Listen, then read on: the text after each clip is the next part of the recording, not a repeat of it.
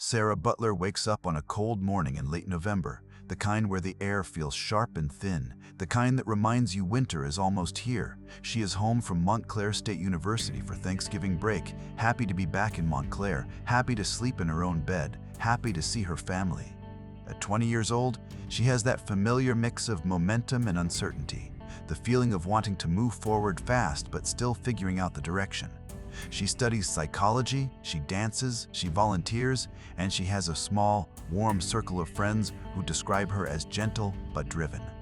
She is the kind of young woman who makes other people feel safe around her. She is careful, thoughtful, steady. No one who knows her ever imagines her in danger.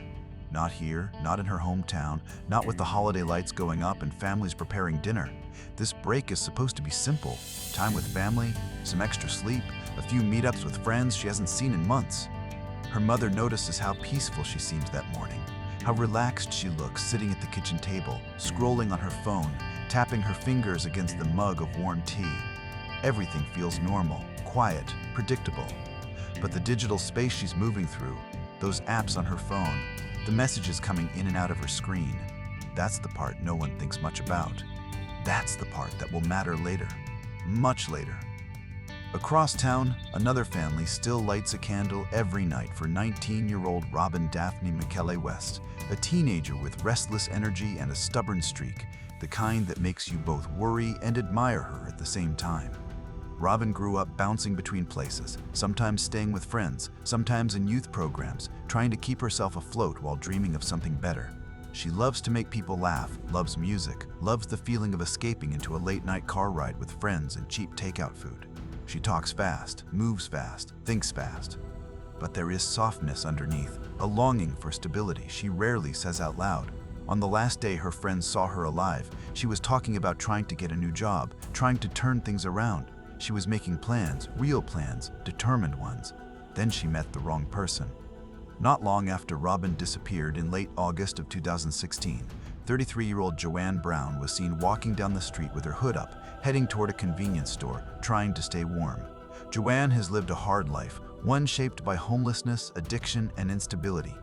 But none of that defines her completely.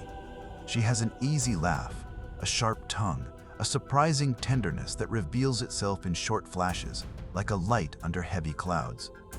She has dreams she rarely speaks of, dreams buried under the weight of her circumstances. She is trying to survive day by day, moment by moment, in a world that does not always notice when women like her go missing. A world that sometimes decides their stories do not matter much. But they do. They always do.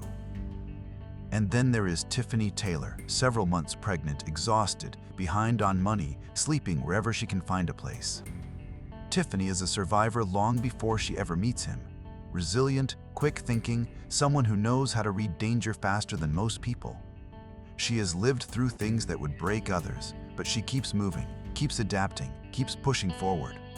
She has friends who care about her, a mother who worries about her, and a life that she's trying to stabilize before her baby arrives. She tells people she's fine, even when she isn't. She tells them she has everything under control, even when she doesn't. But she is trying. That matters. All four women, different backgrounds, different struggles, different hopes, are living their separate lives in Essex County, New Jersey, unaware that a single man's path will cross all of theirs. Unaware that someone is scrolling through the same apps they use, looking at the same profile pictures, sending messages that seem harmless at first. Unaware that a predator is out there, quiet and calculating, convinced that if he chooses the right victims, no one will notice and no one will care. But the thing about danger is that it rarely looks like danger at first.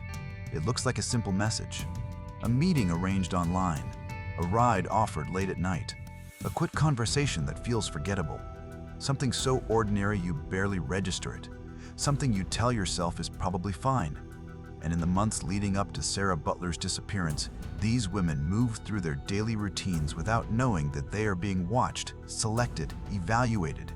A pattern is forming, one no one can see yet. A pattern built on vulnerability, opportunity, and the illusion of anonymity that social media provides. A pattern that will later reveal the mind of someone who believes he has discovered a perfect hunting ground. the digital world where people vanish between messages, where disappearances blend into the noise of a busy, overwhelmed system. For now, though, no one sees the danger. Not Sarah smiling at her phone that morning, not Robin chasing her plans, not Joanne trying to stay warm, not Tiffany trying to survive, and not the police who will later acknowledge they missed chances to stop what was coming. It's an ordinary autumn in New Jersey, with leaves on the ground, families preparing for Thanksgiving, students returning home. Nothing feels unusual. Nothing feels threatening. But in the background, on a server somewhere, the first message that matters has already been sent. The first digital breadcrumb connecting victim to predator is already logged. The clock has already started. And on the evening of November 22nd, 2016, when Sarah tells her mother she's borrowing the van to see a friend, no one imagines that this small, innocent sentence will be the start of a nightmare.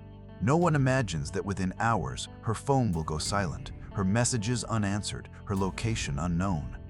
No one imagines that in the days to come, her family will break into her tagged account to try to retrace her steps, that they will find a name none of them recognize, that a stranger's profile will be the key to everything.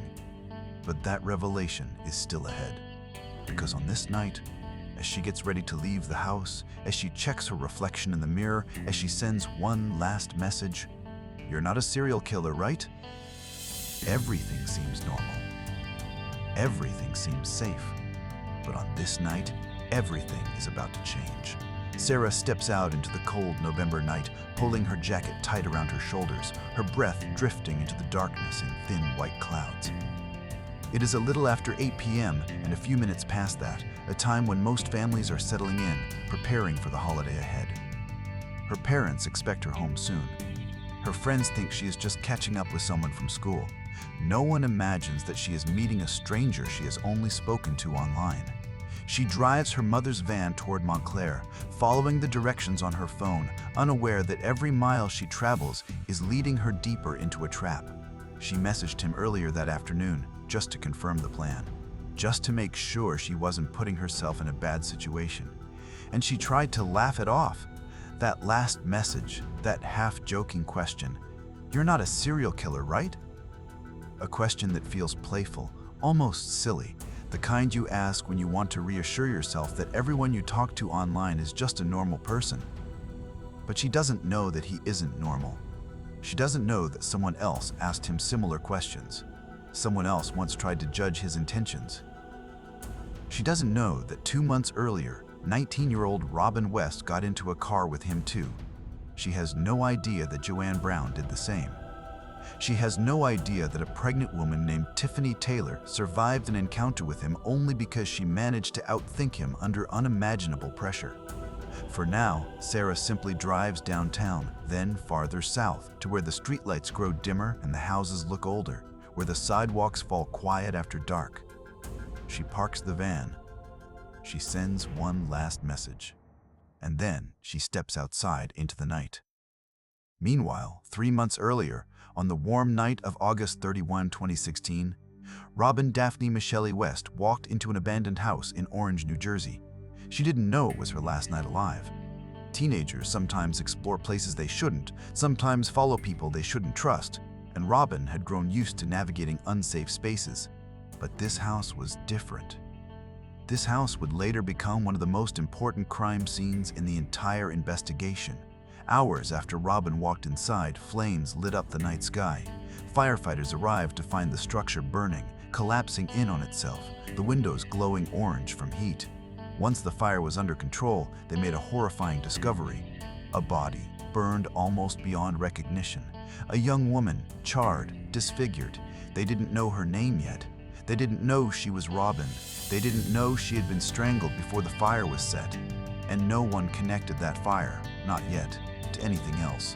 On October 22nd, a crisp autumn afternoon, 40-something-year-old Joanne Brown was last seen stepping into a car with a man witnesses didn't recognize.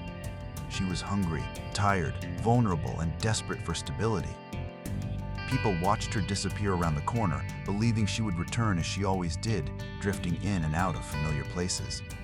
But this time, she didn't come back. Only later would investigators track her final movements through digital timestamps on cell towers, data that placed her last known location in the same area where Robin had met her fate. For weeks, Joanne's disappearance remained quiet. No manhunt, no breaking news, no frantic citywide search. She was gone, but gone silently.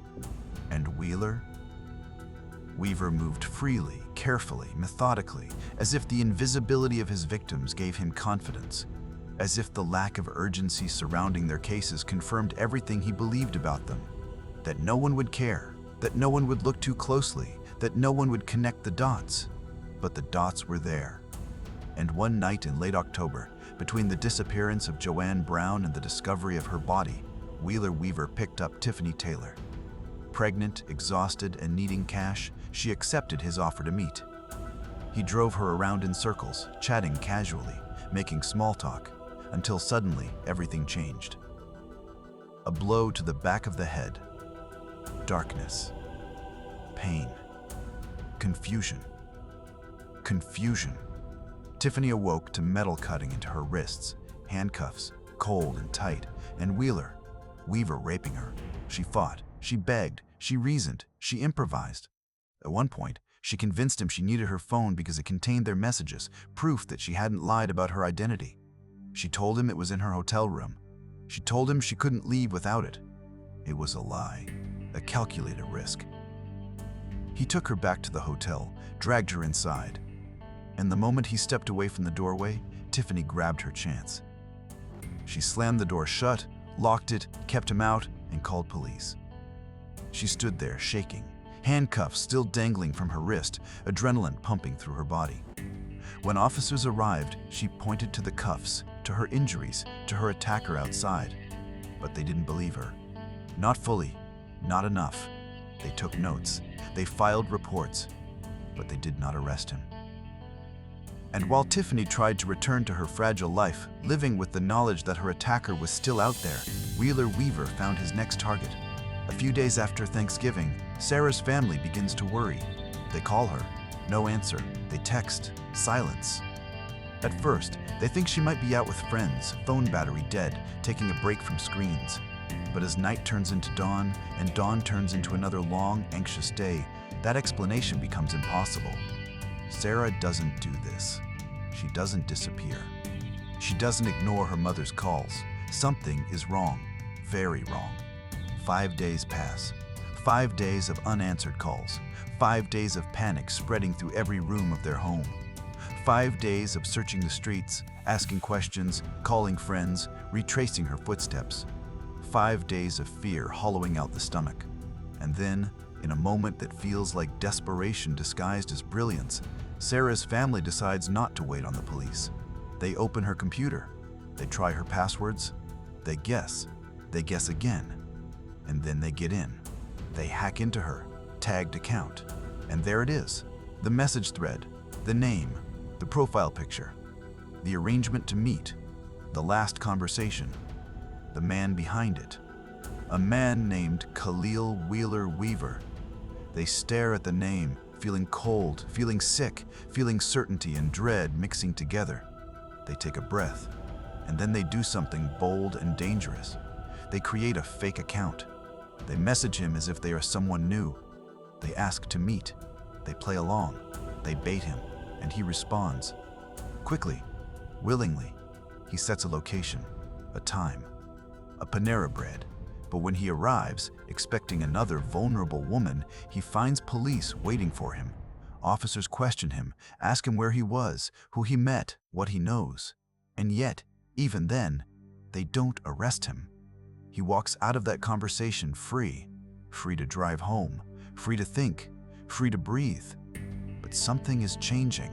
Something is shifting. The police have his name now. They have the messages. They have the timeline. And they are starting to see the pattern they missed before. A pattern connecting abandoned houses, burned remains, decomposing bodies, and missing women. A pattern built entirely, unmistakably, around him. 2 days after that Panera meeting, investigators find something they weren't expecting. Something that forces everything into focus. Something that removes any remaining doubt. In an abandoned house in Orange, New Jersey, A house with a terrible smell leaking through broken windows. They make a discovery that will change the case forever. The abandoned house sits on a quiet street in Orange, New Jersey, its windows boarded, its door barely hanging on its hinges, the smell seeping from inside unmistakable, the heavy, sickening odor of decay. Investigators approach cautiously, flashlights cutting through the dim interior, each step stirring dust, debris, and something else, something far more grim. It is December 5, 2016, more than 6 weeks after Joanne Brown was last seen climbing into a stranger's car.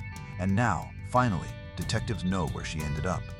They find her on the floor in a decomposing state, her face covered with tape, her mouth sealed, a jacket tied tightly around her neck like a ligature. The sight freezes the room with a terrible stillness. The silence feels heavy, oppressive, as if the house itself remembers what happened here. Forensic investigators begin photographing the scene, noting angles, injuries, decomposition patterns, and as they work, one reality becomes undeniable. This death is no accident. This is deliberate, intimate violence. And the way Joanne has been found echoes something they've seen before, even if they didn't recognize the pattern until now.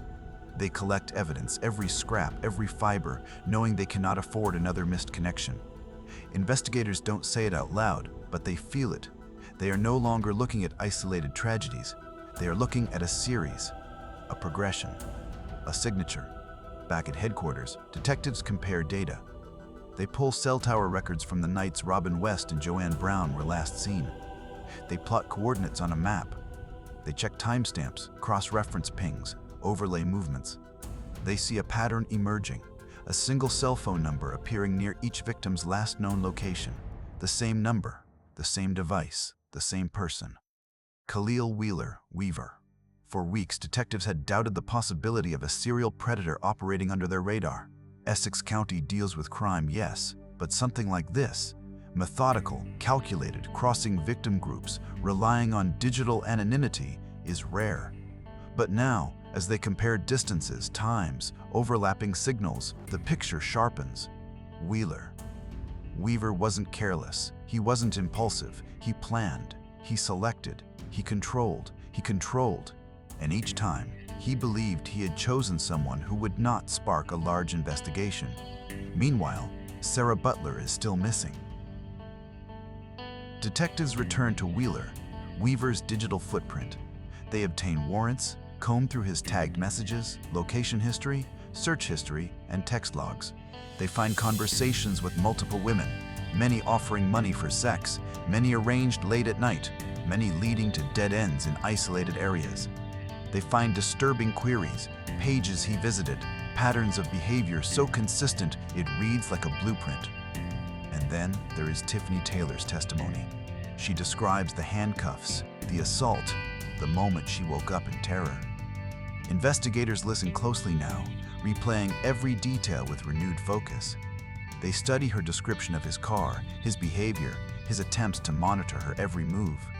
They compare it to the digital evidence. Everything lines up. Everything fits. The missed opportunity becomes painfully clear. Investigators return to the Butler family with updates. The family listens, terrified, hopeful, desperate for answers. They want searching. They want manpower. They want urgency. And finally, they get it. Search teams deploy across Essex County, sweeping wooded areas, abandoned buildings, drainage ditches, empty lots. Volunteers join, flyers go up, social media spreads her picture. But Weaver's phone continues to haunt the case. His pings match locations tied to Robin, to Joanne, to Tiffany, and to Sarah. Detectives begin reconstructing November 22 minute by minute. They examine the last message Sarah sent, that eerie, half-joking question about serial killers, now a chilling echo of what investigators fear has already occurred. They follow her van's path using traffic cameras and nearby cameras from stores. They find footage of her car near Eagle Rock Reservation, a large, wooded area overlooking New York City, known for scenic views, not crime scenes. But sometimes beauty hides dark things. On December 1, 2016, searchers enter the reservation, moving through steep trails, dense trees, and undergrowth browned by winter. The air is cold, the ground hard, and the silence unnerving. And then one of the officers stops abruptly, raising a hand, calling out to the others. They find her. Sarah's body lies off a wooded trail, partially concealed by leaves and brush. The cold has preserved some details, and investigators can see immediately that this was no accidental death. They secure the area, document everything, and call in additional units. Her family is notified. Their nightmare becomes reality. Inside the lab, forensic examiners analyze Sarah's clothes, skin, hair. They find fibers, pressure marks, signs of strangulation both inside and outside the body. They note similarities to Joanne, to Robin. The pattern is no longer theoretical, it is proven. The victims share methods, injuries, locations, timelines. The connections are undeniable. Detectives confront Wheeler-Weaver again, this time with evidence, not questions. He denies everything. He claims coincidence.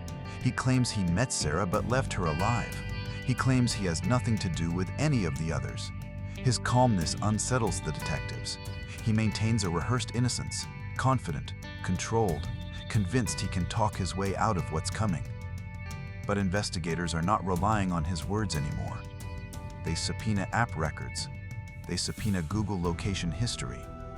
They analyze tower triangulation. They scrape every message, every timestamp, every kilometer he traveled. They find dozens of deleted messages. They find his phone shutting off precisely when attacks took place, a classic attempt to avoid tracking. They find his movements circling the abandoned houses where the bodies were found. They uncover something else too. He revisited certain locations after the crimes. Not long visits, just drive-bys, passes. Behavioral psychologists later describe this as a form of control reinforcement, something seen in offenders who admire their own work, perpetrators who return to scenes to relive the power they once felt. As investigators build the timeline, one detail stands out. Tiffany Taylor survived because she outsmarted him. She created doubt. She created confusion. She created opportunity. And in doing so, she became the single living witness to the escalation pattern investigators now see so clearly. Yet even with all this evidence, something still doesn't make sense. Something is missing. Something doesn't fit neatly into the timeline. Because the pattern investigators are analyzing, August, October, November, feels too compressed, too sudden. Predators like Wheeler-Weaver do not simply appear fully formed. There is usually a beginning. A first victim, a first attempt, a first trial run. But where is she? Who is she? Did she survive? Did she vanish unnoticed? Psychologists reviewing the case believe the answer is yes. There was likely someone earlier. Someone overlooked. Someone whose disappearance was never connected. For now, that question remains unanswered.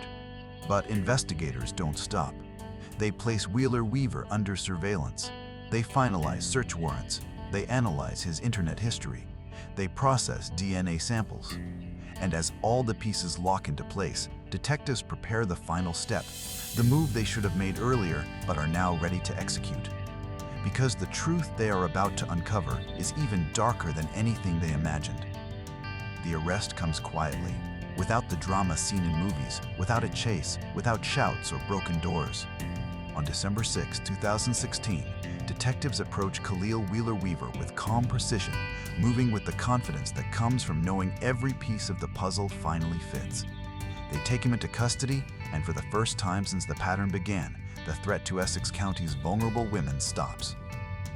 But the story is far from over, because now investigators must turn digital fragments into irrefutable proof, must build a case strong enough to withstand every denial, every excuse, every calculated lie.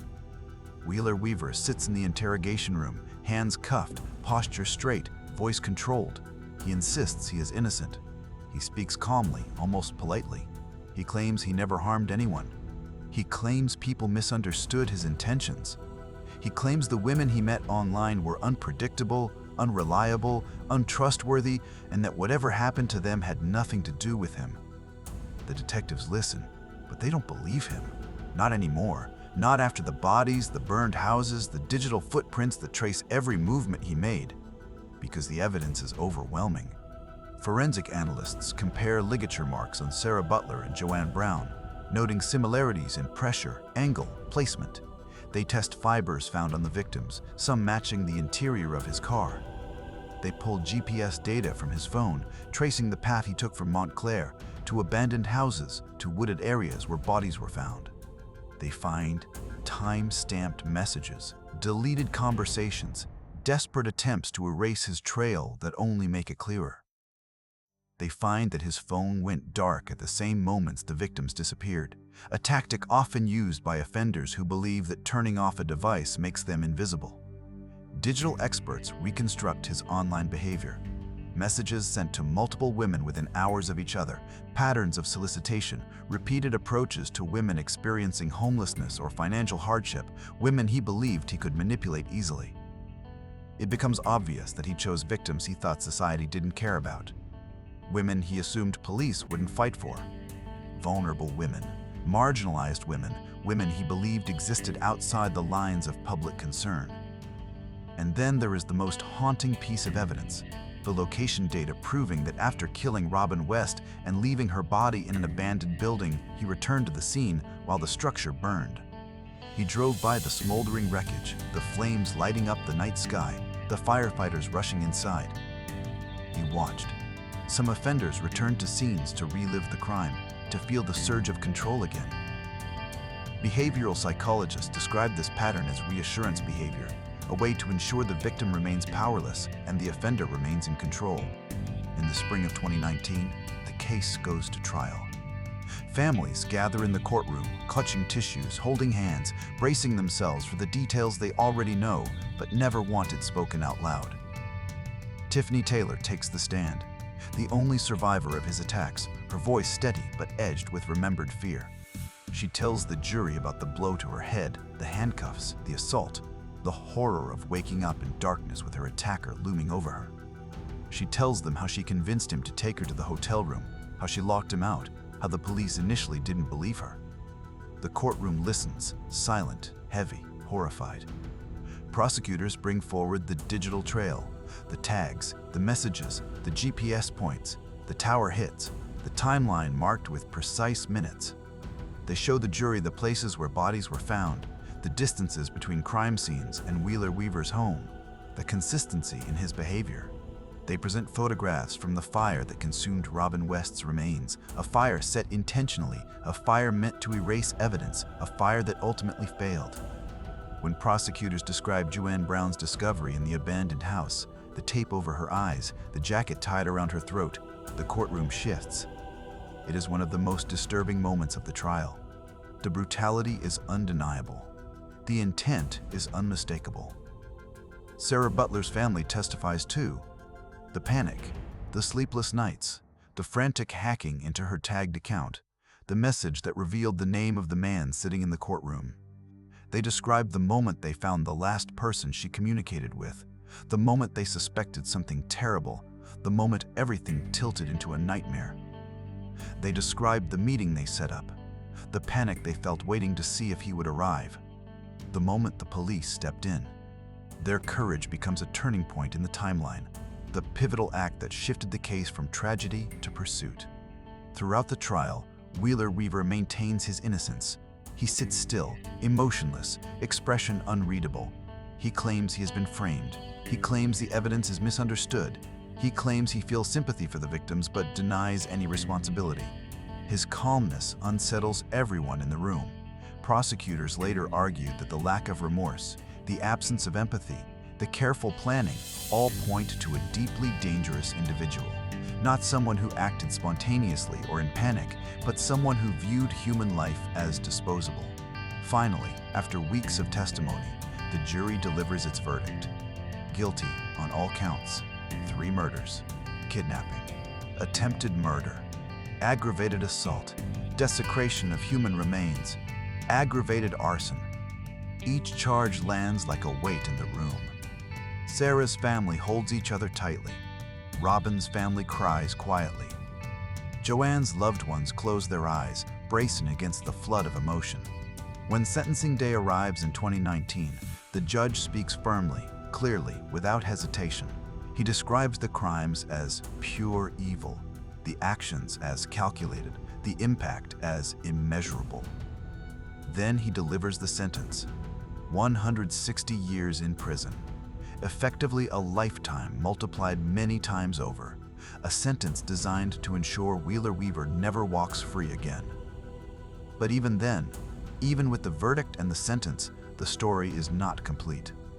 Because in May of 2019, months after the conviction, contractors working in another abandoned house in Orange make a discovery that shocks the community again: skeletal remains, deeply decomposed, hidden under debris.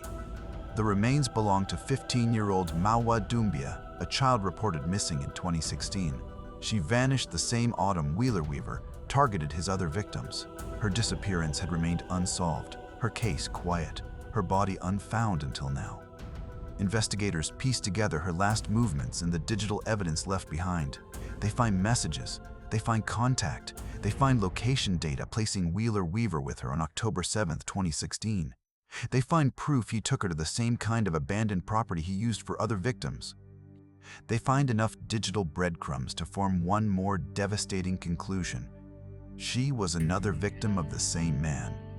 In 2022, Wheeler-Weaver is indicted for Mawa's murder, along with charges of attempted sexual assault of a minor, endangering the welfare of a child, and desecration of human remains. The case adds another layer of tragedy, another life lost, another family devastated, another example of how vulnerable girls, especially those from marginalized backgrounds, can disappear with too little urgency from the system meant to protect them. Criminal psychologists reviewing the case note patterns typical of sexually motivated serial predators who target vulnerable victims: a desire for control, a carefully chosen victim type, a belief that society will overlook the crimes, and an escalation in violence over time. They point to Wheeler-Weaver's online strategies, his manipulation of dating apps, and his willingness to exploit women with limited support networks as indicators of predatory behavior driven by opportunity and perceived impunity. The aftermath leaves families grieving, communities shaken, and advocates calling for reforms. Many ask the same question: how many women could have been saved if early warnings had been taken seriously, if Tiffany Taylor's escape had been treated with urgency, if the vulnerabilities of these women had not made them invisible to the systems meant to protect them? The lesson is clear and painful. Predators often rely on society's blind spots. They exploit the gaps, the ignored warnings, the victims who are not prioritized. They depend on people looking away. But the families did not look away. Tiffany Taylor did not look away. The Butler family certainly did not look away. Their courage exposed a killer and brought justice for women who deserved far more than the world gave them. And in the end, if this case teaches anything, it is this: every disappearance matters, every victim matters, and the moment you believe someone will not be missed is the moment you create the conditions for monsters to grow. This story is a reminder, heavy and unrelenting. Pay attention to the warning signs, protect the vulnerable, and never assume silence means safety.